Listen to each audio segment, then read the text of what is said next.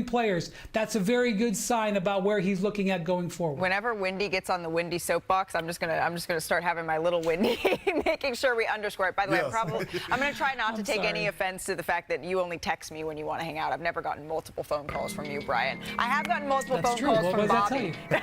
Bobby, all these new pieces in the Lakers lineup, how do they fit together? Well, I think the biggest question was backcourt depth. We talked about it early in free agency, and I think with Marcus Smart, it's a lot of interchangeable lineups there. Certainly you can put him in there for Austin Reeves. They went out and got DeAndre Ayton, as we talked about Jake LaRavia. Here's where we're looking at. It's okay with hitting doubles in free agency. Everybody talks about hitting a home run. $19 million. Brian Windhorst value, right? Ayton, Smart, and LaRavia for one season here. Two of them are on buyout. Of course, we are going to be waiting on Luka. 4 years, $222 million. And I know a lot of Laker fans hit me up last night and they said, can we go out and get a 15th player? We cannot right now because of where you are under the first apron. You're $1 million below. Jordan Goodwin, who was waived as part of this, you cannot sign him on a two-way contract because he has 4 years of service. Certainly a loss, but when you look at it, if the Lakers get Marcus Smart, Boston version, the Clippers, Chris Paul. First up, we're going to top ankle breakers. Bobby, this is in 2012. Chris Paul, little crossover. Waiting for him to throw that alley-oop to Blake Griffin there. Lob City. And then we're going to go to 2015. Crossing over two defenders. I bet you forgot he could do that. What, dunk? Driving all the way in for the dunk. And then, Brian, this is 2013, making Corey Brewer slide to the right. Crisscross. Corey Brewer's a coach now. Why would you do this to him?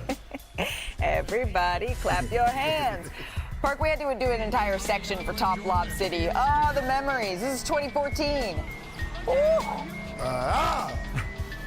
Well, I'm telling you, I was part of them. I got put on a couple of posters. It was scary to play against Lob City. Proudly. Y'all just gotta be petty. Y'all just gotta be petty. You knew we were gonna pull that clip up. I love that you said we. Don't call my phone for me. DeAndre Jordan getting up. That was the last we saw of Brandon Knight. Yeah, and DeAndre clearly knew about that face too. And then just a little Crispy and Chris here.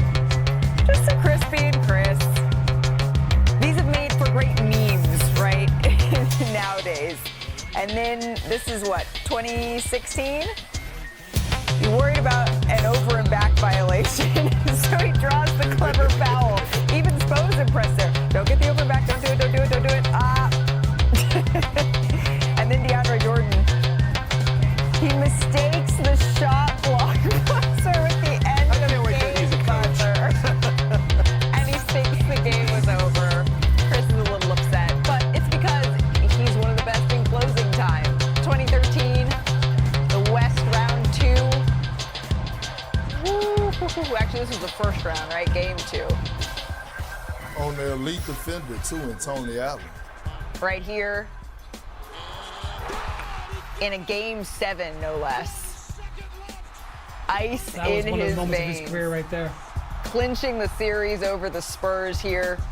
Chris Paul, we get to see him back in a Clippers uniform. He turned around the Clippers in his first 6 seasons with the franchise. He led them as a perennial contender under his leadership. He's also the team's all-time assist leader. He ranks second in steals for the franchise. Young Massouk covers the Los Angeles Clippers for us, along with much, much more. CP3 is just the latest signing, though, for this Clippers team that's had a very, very busy summer. Last week, we see Bradley Beal was signed to a 2-year, $11 million deal with the Clippers, rather. Why are the Clippers so high on getting Beal and now bringing in CP3? The Clippers are... Lawrence Frank said that he's tried to trade for Bradley Beal twice before in his career and was not able to get him. And it really took a lot of recruiting. It took a lot of talking with one of the most respected agents in the league, Mark Bartelstein, who is Bradley Beal's agent.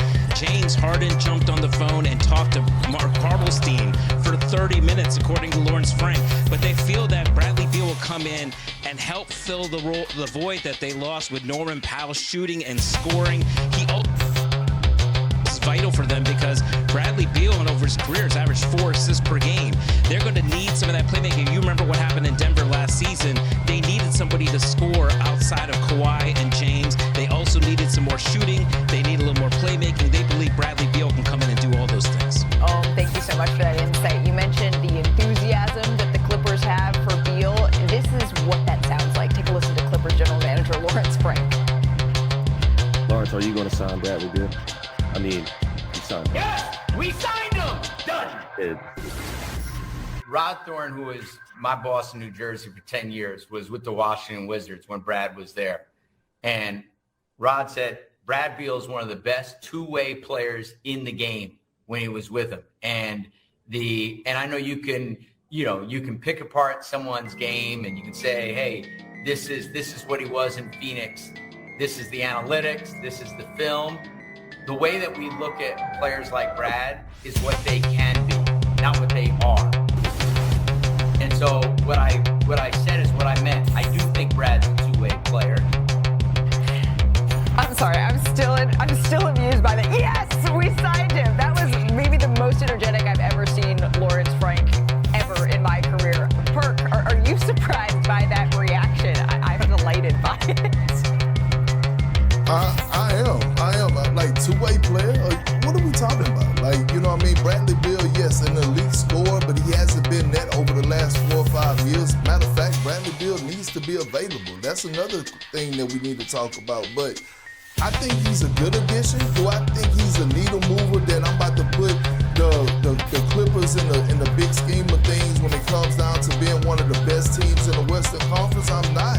Bradley Beal is to the point now of his career where he has to show us that he can continue, that he can still deliver at a high, at an elite level on a consistent basis. So I get it. Lawrence Frank, he signed him. He's been wanting him.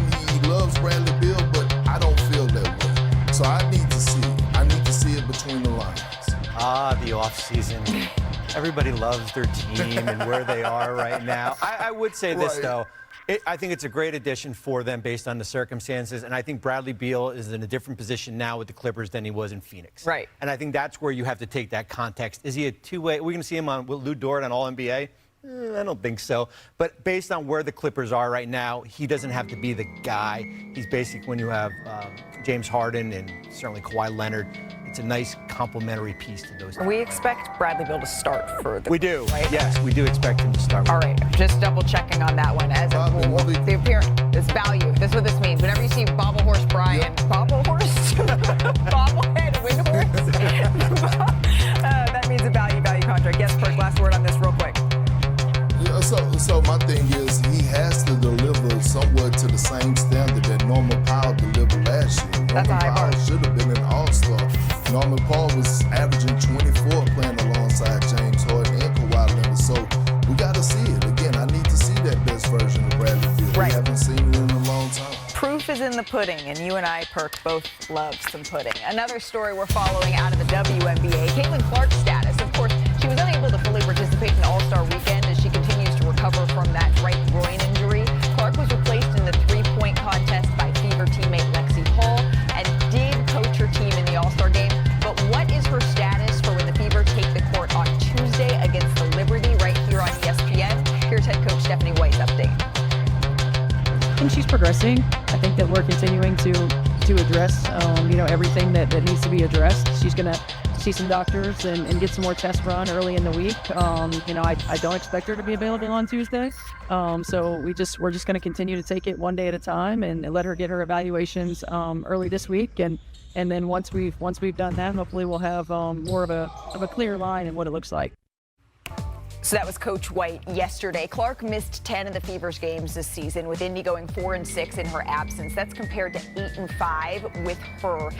Leading up to Saturday night's game, it was really spearheaded by the leaders, the player leaders of the PA. As you heard Kelsey Plum say, they wanted to make a collected, united statement, and they felt they don't have to use words to do that. We know that in 2020, they wore shirts that supported the Black Lives Matter movement. They've also worn shirts that supported Brittany Griner when she was being detained overseas. So they knew that shirts would be a powerful and useful way to get their messaging across. Now, there was a players-only meeting on Saturday morning, very early around 8 a.m. So a couple people didn't quite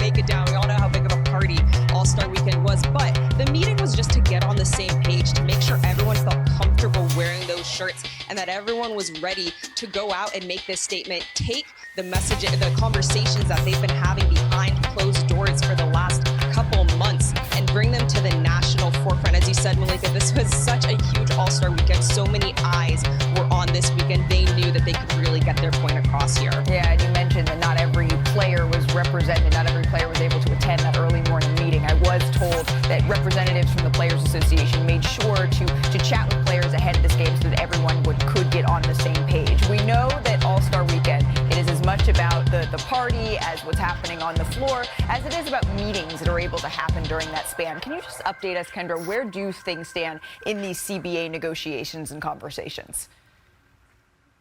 Yeah, it seems like they're at a little bit of a standstill. The part that is really holding everything up is the topic of increased salary, and what the players are saying is getting a bigger piece of the pie when it comes to revenue shares. That is what Nafisa Collier told me is their non-negotiable. It's the area that they're not budging on. And it's something that the players were very disappointed the league didn't address as much in that meeting that they had on Thursday in Indy with over 40 players attending that. So players looked at that, and Brianna Stewart even said it was a missed opportunity because we didn't get much progress on this area. Now moving forward, Malika, it's unclear if there's going to be another in-person meeting. Certainly not one of that magnitude with 40 players going. But Nneka Ogwumike, the union president, said, look, we've seen the growth in the league, and as it stands, the current salary system isn't paying us what we are owed, which was, of course, the messaging on those shirts. Nneka said we want to be able to have that fair share moving forward, especially as we see all of the investment going on, and we want to be able to have our salaries reflected in the structure that makes sense to us. Yeah, Nneka always so clearly piercing through for the voice of the players as to what their goal is in these negotiations. Kendra Andrews, I always appreciate spending a little time with you, sis, on NBA Today. Let's dive into the numbers here that we're hearing WNBA players talk about, because I want to be very clear. Right now, there's a lot of folks having a lot of conversations in various different spaces about what WNBA players are or are not owed and deserved. And frankly, Bobby, it's getting a little bit loud and a little bit confusing, I think, for a lot of people. And you've made it your summer homework to really dive into the numbers, to the CBA here. When we talk about big words like revenue share, what does that actually mean? What are WNBA players getting? I would say it's eye-opening as far as where this WNBA salary cap and certainly where the CBA right now. Right now we're looking at 9% of revenue sharing that WNBA